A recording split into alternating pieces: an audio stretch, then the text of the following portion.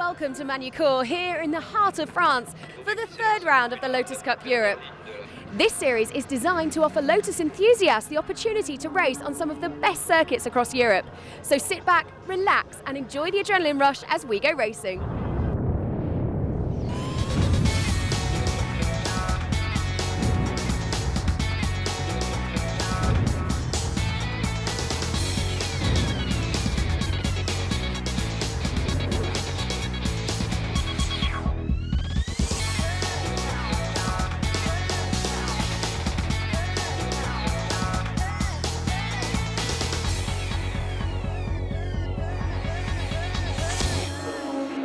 The circuit here at Magny Cours is made up of corners named after other famous race circuits around the world. Let's see what the drivers think of it here. Glenn, this is your first time racing here at Magny Cours. Do you have a favourite part of the circuit and a least favourite? Least favourite is the 180, which is out towards the back. I'm still struggling with that. The most favourite part is from Chateau d'Eau down to the chicane and onto the start-finish line. It's an area of the track I quite enjoy, but it's all inspiring to be able to race at Magny Cours, home of my heroes from Prost and Senna and people like that. So, you know, it's all inspiring. And tell me, this is actually your first race outside of the UK as well, Glenn. So how have you prepared for this in terms of technical preparation with the car? Essex Autosport, Wayne and Mark and the boys have prepared the car, which do the track support for me anyhow. So the car has been well prepared prior to this. We're doing a lot of testing as well. And finally, tell me, what's the support like from your team and, of course, from other competitors? It's very good. It's a series that, in all fairness, is got plenty of support. I mean, Paul Golden and the team that support Lotus on track are absolutely superb. They make you feel welcome. Also, the other competitors, when I got here Thursday, Scott Cruikshank was absolutely brilliant, helping me with corners and what gears to be in and how to tackle the circuit. And so yeah, the camaraderie is fantastic. And one last thing, Glenn. I mean, you say the support from the team's fantastic. I found your pit board earlier on. To me, that doesn't shout support. No, they're working on a book at the moment. We're on volume 2 of GE, which is Glenn's Excuses, volume 2. So hopefully we can get it to 2 up instead of 2 slow. I love it. Thank you very much. Thank you. David, this is quite a technical circuit here at Magny Cours. So how are you finding it? It was easy to find out where you were going initially, but then it is very, very technical. To go fast, I think, take a lot of practice. And in terms of the car setup, I understand you've recently switched to using motor oil. Why is that? I switched some time ago. I was using another very good synthetic oil. I tried the motor and we got 7 psi hot, better oil pressure, and that's what you need. It's good. And finally, I understand Father Christmas bought you some new pants this year. Would you care to tell us about those? New pants? I hear they keep you cool. Oh, yeah. Yeah, they do. They work really, really well. It's underwear, racing underwear, and when it gets wet, it feels a bit like you're sitting in a fridge. It's really, really good.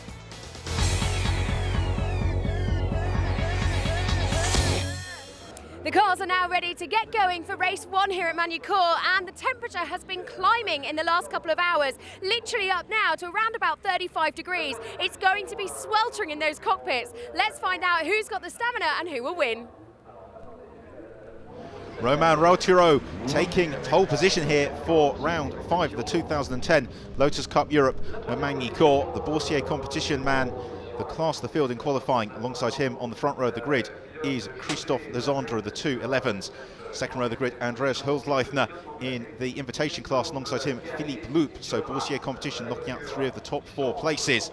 This enormous field with plenty of visitors from the Italian Championship, with Franco Bobbiesi well up there in 15th position. Alongside him, the stalwart of both the Lotus Track News Trophy and Lotus Cup Europe, Tom Chataway. Still they come, with Sebastian Schwertner and Markus Nikovic rounding out the 15th row of the grid. And then on to the rear of the field, we've got Jean Ras, the Belgium, at the very back of the pack. We should be in for a great race. The red lights are about to go on here as the green flag is waved at the rear of the field. You can See John Rash ready and waiting. The red light's about to go on. It's the red car of Rautro to the left of the screen. The Moscow car Lazondra to the right. Away they go, and it's Rautro who gets away well. So the red 211 streaks into turn 1. Here we go, in comes Stefano Daste, who makes contact with Steve Williams. Across the rail track goes Daste as the car bumps and bounces over the gravel. He's still to rejoin the circuit as the leaders make their way through Estoril, sliding out a little bit wide there in the midfield. Some of the runners, an enormous grid from the Lotus Cup Europe as they stream through and run on towards the Adelaide hairpin. Head of the field though, Rautro is beginning to build up a handy advantage at the head of the field already. Philippe Loop also away well in third position. There goes David Harvey, number 51. He'll be hoping for a better weekend, having retired on formation lap at Snetterton. In car with Scott Cruikshank, looking back as Mark Gooday dives to the inside of Steve Williams, and he dives into the side of Scott Cruikshank. Cruikshank rotates. He's joined for company there by Gregory Rass. As well, Rass has savaged the front of his machine. Scott Cruikshank should be able to recover in the bright red number 1 211 as they make their way into the Nürburgring chicane, the first of the 2 chicanes here on the Magny Cours circuit, then into the 180-degree hairpin, which brings them more or less to the midway point of this opening lap of the race. Head of the field, we've got the 3 Boursier competition 211s leading Andreas Hofleister in the first of the invitation class cars, everybody else streaming through. A wonderful grid here, although some divergent lines. Gavin Kirby there with James Knight exiting stage right. He rejoins in the head of the picture as the front of the pack has just been to close up because Rautro is now being pegged by Christophe Lazondra as they make their way through Chateau d'Eau for the first time. We'll get a replay as Mark Gooday lunges into Scott Cruikshank, and then Gregory Rass somewhat mounted Steve Williams and then found his way into Cruikshank. We watched it again from another angle, and well, Mark Gooday, that wasn't really on, was it? So, well, a red car for Scott Cruikshank, a red nose, you'd argue, for Gooday. There's Steve Williams as Rass launches himself over the rear of Williams' car and into retirement. Head of the field, however, we go in car with Christophe Lazondra as they run up the Adelaide hairpin. And is he looking to the inside of Romain Rautro? Well, he considers it, but Rautro covers the line. There is David Harvey as he looks to make his way past Olivier Cunat in the number 10 machine, right at the head of the Exige class. In car with Franco Bobbiesi as he dives the inside of Fortina and they go off. Well, I'm not sure what Bobbiesi is waving his arm for there because he looked entirely the aggressor. So 2 of the Italians coming together, and I suspect there'll be some tears shed over that a little bit later on. We watch Steve Williams, embodiment of poise and aggression in the yellow machine. He's chasing down Tom Chataway. Both drivers can also be seen the Lotus on Track Elise Trophy in the UK, but they compete very well and head of the field in the Lotus Cup Europe. There you can see at the rear of the screen as still Williams tries to pick his way past Tom Chataway. There is Philippe Loop in third position, although he's just beginning to lose touch with the 2 leaders. That's at the same time he's beginning to clear away from Andreas Holzleithner. So Philippe Loop, number 77, he is run by Boursier competition, as are the 2 cars up the road ahead of him. He's well clear of the Austrian. The Austrian in turn leading Olivier Cunat in the Exige class. Cunat not under immediate pressure. I think we'd have thought it would be Stefano Daste who would challenge him, as that's David Harvey slowing at the rear of the screen.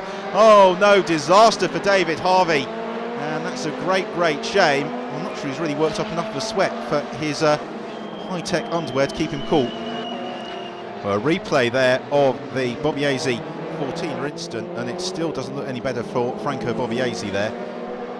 As we go back to the leaders, and Romain Rautro is being pegged by Christophe Lazondra, although Lazondra at the moment not really in a position possibly to challenge his teammate. The front of Lazondra's car, very reminiscent of the Jackson Pollock painting, looks absolutely superb as he chases down his teammate around this Magny Cours circuit, which is very technical and challenging for the drivers, particularly the midfield section of the track as they go through the 2 chicanes onto the 180 hairpin. Seems a little bit hard to get their bearings as we go to the head of the Exige battle, as Olivier Cunat is now being caught by Stefano Daste, who has recovered very well from his first lap indiscretion, as has Mark Gooday, who, having triggered a 4-car pile-up, seems to get away with the least damage in the best position. Daste, the former World Touring Car racer, pressing on in pursuit of Olivier Cunat. Mark Gooday as well going very nicely. There is the invitation class leader, Andreas Holzleithner, and Holzleithner for the moment just losing touch with Philippe Loop at the head of the field. in third place. Luke in turn well behind two leaders. Back end car with Stefano D'Aste as we go into Chateau d'Eau. And again, D'Aste looking to the inside of Olivier Cunat, but to no joy. Now we ride with Steve Williams as we watch Tom Chataway. Williams and Chataway, formidable competitors, and always very entertaining to watch, as Williams has now made his way past Chataway and will do his utmost to pull away, although Tom, for the moment, is sitting right in the slipstream. We come in towards Lysay to complete the lap, and Chataway looks to the inside of Steve Williams. Is there a way through there? Well, yes, there is. That's an excellent move from Tom Chataway, although Williams tries to close him off. No way through there, as Williams leaps across the curbs. He loses the position. Very nicely done by Tom Chataway. Williams looks to the pits to say, well, there's not much I could do there, as Scott Cruikshank recovers his way up through the field. And he's made his way past Arturo Mazzario, the former Formula 1 racer, who was probably one of the most eccentric campaigners of Formula 1 1970s. Great to see Arturo Mazzario still racing, although Scott Cruikshank, a quicker car, making his way past with ease as Gavin Kirby leads the production class.